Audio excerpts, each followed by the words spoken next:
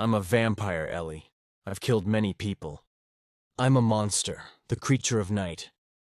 I don't care. Tonight, I don't want to think about tomorrow. I just want this. I want you. Then take me as I am. All of me.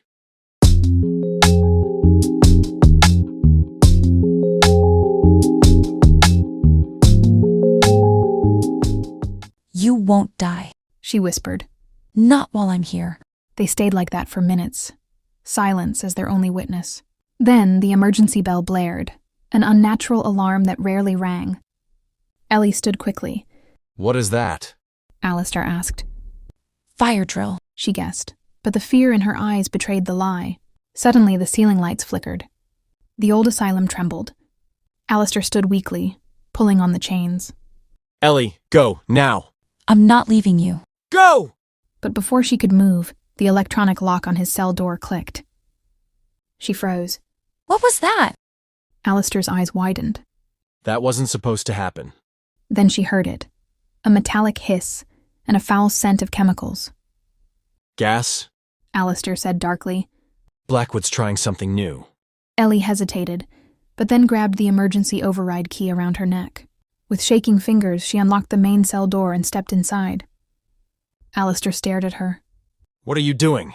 Ellie's hand reached out. You told me once I was the only reason you survived. Her fingers brushed his cheek. Now let me be the reason you escape. Ellie's breath caught as the door shut behind her with a heavy click, sealing her inside the cell with the very creature she had once been warned never to approach too closely. Alistair stared at her in disbelief. You shouldn't be in here. I have the key, she said, trying to sound braver than she felt. I can get us out. The air inside the cell was thick, part gas, part blood, part the unmistakable scent of something ancient and caged too long. You're risking everything, Alistair murmured, his chains rattling faintly as he took a cautious step toward her. For me. Ellie nodded. You said once that your hunger is dangerous, but I've seen you fight it. I trust you. A flicker of pain passed across his face. You shouldn't. She reached up and touched the shackle around his wrist. Silver, deeply embedded into pale flesh. His skin sizzled slightly as her fingers brushed it, and he hissed but didn't pull away. I'm getting these off, she whispered. She pulled out a small metal pin she had tucked into her sleeve, something she had taken from the infirmary's supply closet. It wasn't meant for breaking locks, but she had bent and sharpened it with hope and desperation. As she worked, Alistair's gaze never left her. You smell like the end of winter.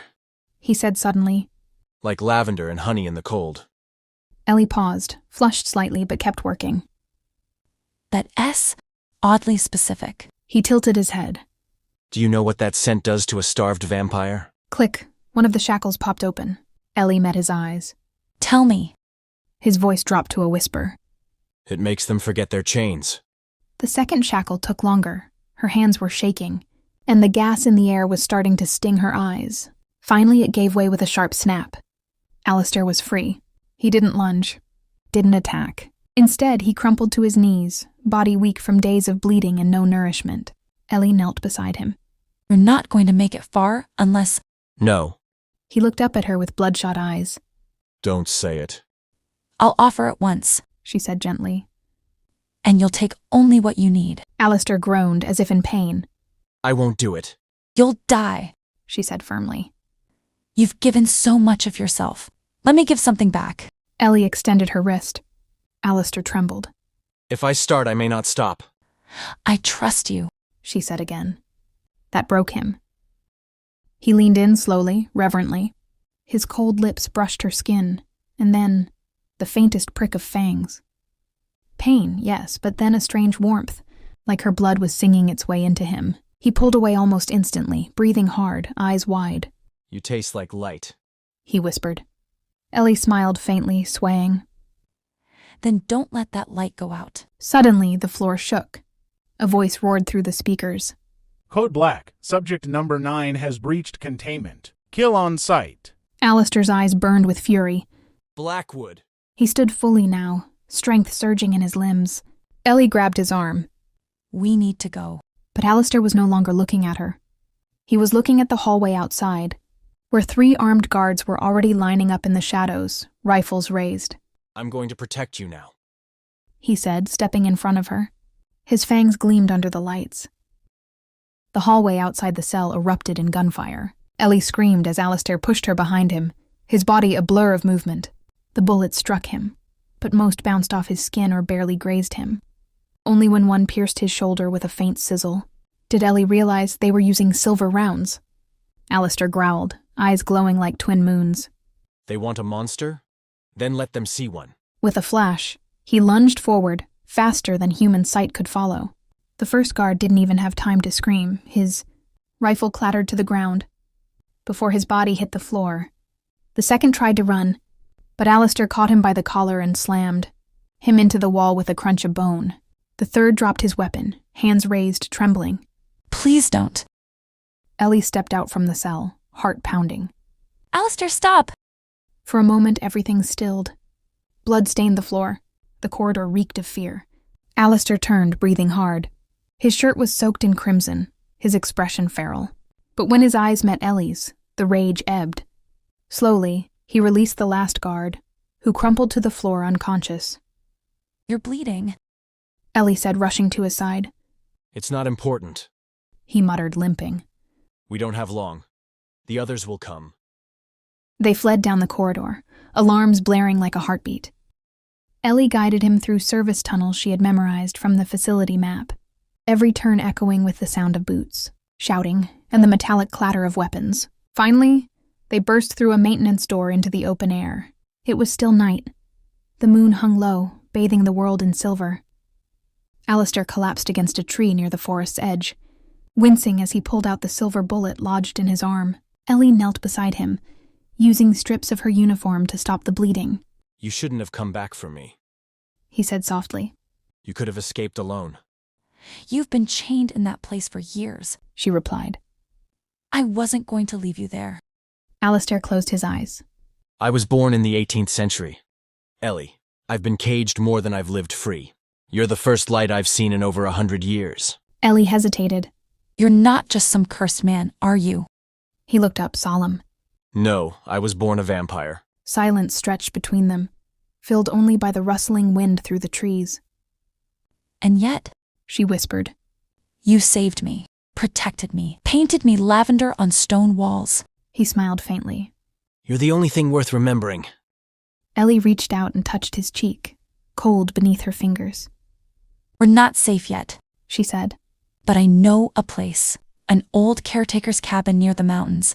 They won't find us there. Alistair nodded. Then lead the way, Lavender Girl. As they walked into the trees, hand in hand, the blood-soaked past faded behind them, and the unknown future waited, blooming like flowers under moonlight. The caretaker's cabin was nestled deep in the forest, hidden beneath a canopy of evergreens and cloaked by fog. Ellie helped Alistair inside, carefully laying him on the old bed layered with dust-covered blankets. He looked pale, paler than usual, and his wounds, though sealed, had left him visibly weak. You need blood, Ellie murmured, brushing damp hair from his forehead. I'll survive, he whispered. I always do. No, you won't, she said firmly.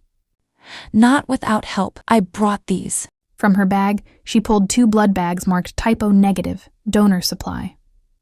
She had taken them before leaving the asylum, just in case. Alistair stared at them, a flicker of guilt passing through his eyes.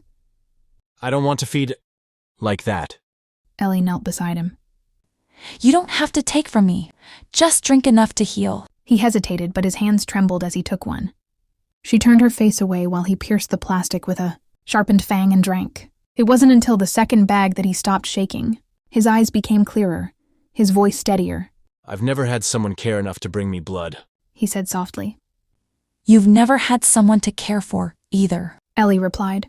Their eyes met in the dim glow of the fire she'd built. The air between them was heavy with unspoken words. But miles away, danger stirred. Inside Blackwood Asylum, Dr. Blackwood stared at the shattered remnants of Alistair's restraints. His face twisted in fury as he turned to the 2 surviving guards. Find them? I don't care how far they've gone. But sir, he's stronger than before. I don't need him alive. Blackwood said coldly. I just need his heart, and hers, for leverage. Outside the asylum, vans rolled out, tires spinning over gravel, carrying tranquilizers laced with silver and flamethrowers built for monsters. The hunt had begun. Back in the cabin, Alistair stirred in his sleep, his brow furrowed as if sensing the danger creeping closer. Ellie sat nearby, staring into the fire, her hand resting gently on his. She didn't know what tomorrow would bring, but if the world wanted a war, she would fight it at his side, for the vampire who had once been chained in darkness, and for the love that had bloomed in the shadows. The fire crackled gently in the hearth, casting a golden glow across the wooden cabin. Outside, the forest slept under a blanket of silence. While inside, Ellie and Alistair sat side by side on the edge of the bed, wrapped in a quiet neither of them dared to break. He turned to her, brushing a strand of hair from her cheek. It's strange, He murmured. After everything, this feels like the only real moment I've lived. Ellie smiled, soft and sad, her fingers tracing the back of his hand. That's because it is real. No white walls, no restraints, just us. He leaned in, hesitating only for a breath. And then their lips met, slowly, as if memorizing the shape of each other. There was no urgency, just the ache of long-contained longing melting into warmth. Ellie pressed her forehead against his. Alistair, tonight, I don't want to think about tomorrow. I just want this. His eyes darkened with something softer than desire. Reverence. He nodded. Then take me as I am, all of me. Fingers moved with reverence. Clothes slipped away like petals falling from a long frozen bloom. Skin met skin in trembling devotion. Alistair kissed the hollow of her throat, the curve of her shoulder, the soft underside of her wrist, as if trying to memorize her heartbeat in every place it whispered. Their bodies moved together slowly, tenderly. No haste, no fear, only the language of love spoken without words. Ellie gasped as he entered her, and he stilled, watching her face, brushing her cheek as if asking, "Are you sure?" She nodded, pulling him closer. Don't stop. Not tonight. He moved with her like the tide kissing the shore, gentle, retreating, returning. In those moments, there was no curse, no looming end, only the sound of breathless moans and the crackling fire that bore witness. She clung to him, her nails in his back, her lips on his throat. I love you, Alistair. He whispered her name against her lips as their rhythm deepened, slow and consuming. I love you, Ellie. You've made me feel alive again. Their climax came like a quiet storm, shuddering, breathless, shared. And when it passed, they remained entangled in each other, not speaking, just breathing as if in sync with the stars above them. Later, Ellie fell asleep in his arms, her head resting on his chest, his heartbeat steady beneath her ear. Outside, the forest held its breath. Inside, time slowed, and love lingered just a little longer before the dawn. The wind outside howled like wolves mourning the moon. Ellie's eyes snapped open. She hadn't realized she'd fallen asleep beside the fireplace, her hand still resting lightly over Alistair's. The warmth of the flames couldn't chase away the cold, dread settling over her chest. A twig snapped outside. She stood, heart pounding. Alistair stirred beside her, eyelids fluttering. His senses caught the tension in the air instantly. They're here, He whispered. Before she could speak, the cabin windows shattered, smoke canisters rolled in, hissing silver mist that made Alistair cough violently, clutching his throat. Out the back. Ellie cried. She grabbed a damp cloth, pressed it against his face to block the silver smoke, and led him through a hidden trapdoor beneath the rug. It opened into a narrow tunnel carved through the earth. Something old, long forgotten, perhaps once used by caretakers to escape storms or beasts. Crawling through the damp passage, they heard footsteps above, boots crunching over broken glass and wood. Voices barked orders. Dogs barked wildly. Ellie turned to check on Alistair. His skin was pale as bone, sweat running down his temple. Are you okay? He gave her a weak nod. Silver burns the lungs, but I'll be fine. They reached the other end of the tunnel, an overgrown cemetery, just outside the forest, lit faintly by the moon. But it wasn't safety that awaited them. From the shadows, a man stepped out, Dr. Blackwood. Well done. He said with a chilling smile. The rat finds the hole, and the girl leads him straight to daylight. Ellie stepped in front of Alistair. You won't take him again. Blackwood lifted his hand. In it was a small detonator. I don't have to. I only have to erase the thing he is. He pressed the button. Behind them, the cabin erupted in fire. a blast of heat and light that turned the sky orange. Alistair shielded Ellie with his body, groaning as embers flew like ash around them. You're a coward. Ellie spat. Blackwood smiled wider. I'm a scientist. Alistair struggled to stand, flames reflecting in his icy eyes. And I'm the last mistake you'll ever make. In a burst of speed, he lunged, but Blackwood anticipated it. A blast of silver dust burst from a small device in his coat, stunning Alistair midair and sending him crashing to the ground. Ellie screamed, running to his side. Chain him, Blackwood ordered. But just as the guards approached, something shifted. The full moon crested the sky, and Alistair's eyes burned red. The beast within awakened. The moon blazed high in the sky like a silvery eye, cold and merciless. It bathed the cemetery in pale light, and in that moment, Alistair changed. His body tensed, then arched violently. The red in his eyes ignited fully, like coals in a firestorm. His teeth extended into glistening fangs. The air around him shimmered with energy, as if the night itself bowed to his awakening. The moon blazed high in the sky like a silvery eye, cold and merciless. It bathed the cemetery in pale light, and in that moment, Alistair changed. His body tensed, then arched violently. The red in his eyes ignited fully, like coals in a firestorm. His teeth extended into glistening fangs. The air around him shimmered with energy, as if the night itself bowed to his awakening. The chains the guards had just begun to clasp around his wrists melted, hissing against his skin. One guard stepped back, trembling. What the hell is he? Blackwood did not answer. He merely stepped further into the shadowed edge of the trees, watching. Alistair rose slowly, the strength of centuries pulsing beneath his skin. You came for the monster. He said, voice like thunder rolling through the crypts. And now you've awakened him. He moved faster than human eyes could track. A guard screamed, then fell silent, blood staining the roots of an old tree. Ellie turned away instinctively, but a gentle hand caught her wrist. Don't look. Alistair murmured. His voice was softer now. You don't need to see what I've kept buried. But I'm not afraid. She whispered, tears in her eyes. I am, He said. afraid of what I might become in front of you.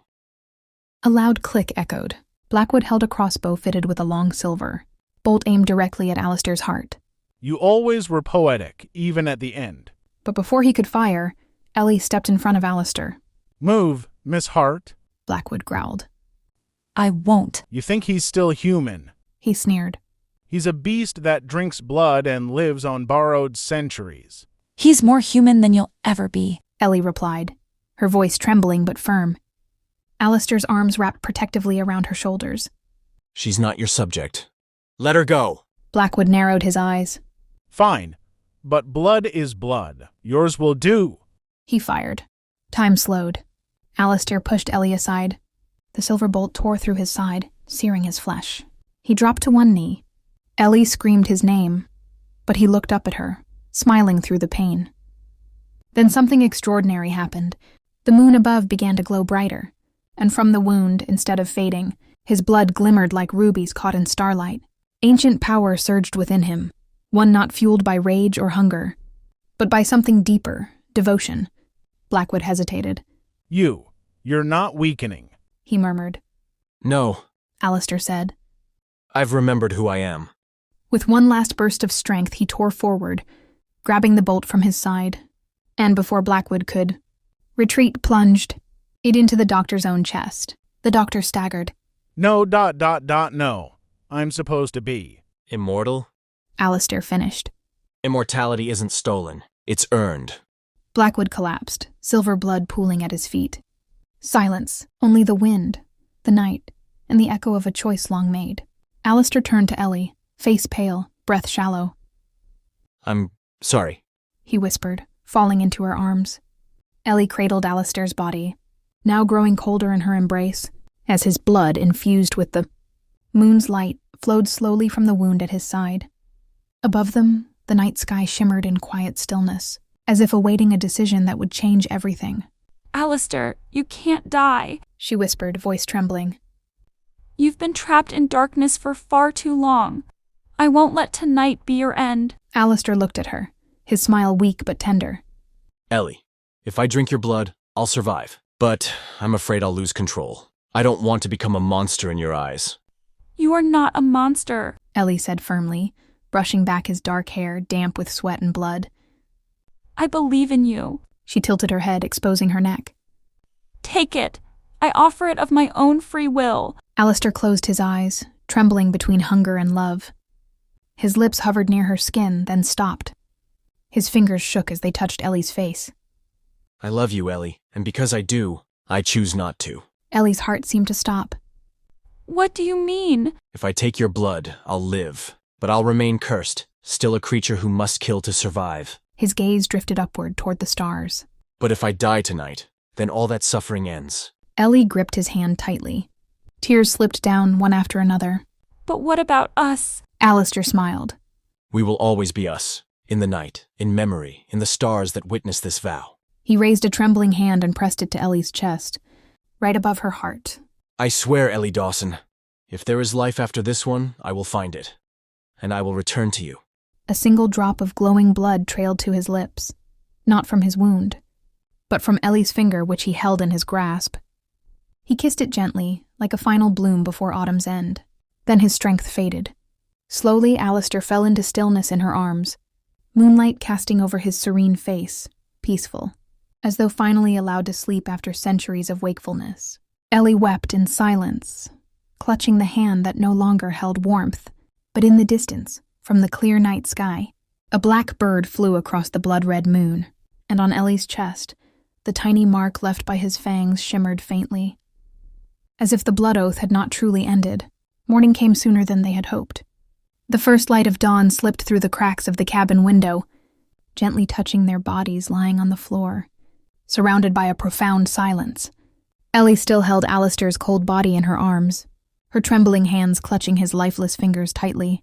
She gazed at his peaceful face, though his body was weakening, his skin beginning to peel away slowly, as if he had already become part of the darkness itself. The face that once brimmed with life and worry now looked serene, almost like a man finally allowed to rest after centuries of wakefulness. She didn't know how long she stayed there, holding him, burying her face into his icy shoulder. But the sunlight grew stronger, slowly flooding their small space, piercing the cabin with an unstoppable force. The first ray touched Alistair's foot, and Ellie felt the shift, like a subtle tremor running through her entire being. She looked toward the growing light with dread tightening in her chest. The light comes, it's time. Ellie wept silently. Her tears dropped onto Alistair's face, falling gently like rain over dry earth. No, I won't let this happen. But his body had already begun to burn. His skin flaked, melting beneath the sun's touch. That light scorched him slowly into drifting ashes. Ellie clutched him tighter, as if it was the only way to defy a reality that grew more inevitable by the second. Don't go. Don't leave me, Alistair. She cried hoarsely, trying to halt the transformation. Though deep down, she knew there was nothing she could do. Alistair's form continued to disintegrate, turning to ash that rose into the air. As the sunlight intensified, his body vanished completely, carried by the wind flowing through the window.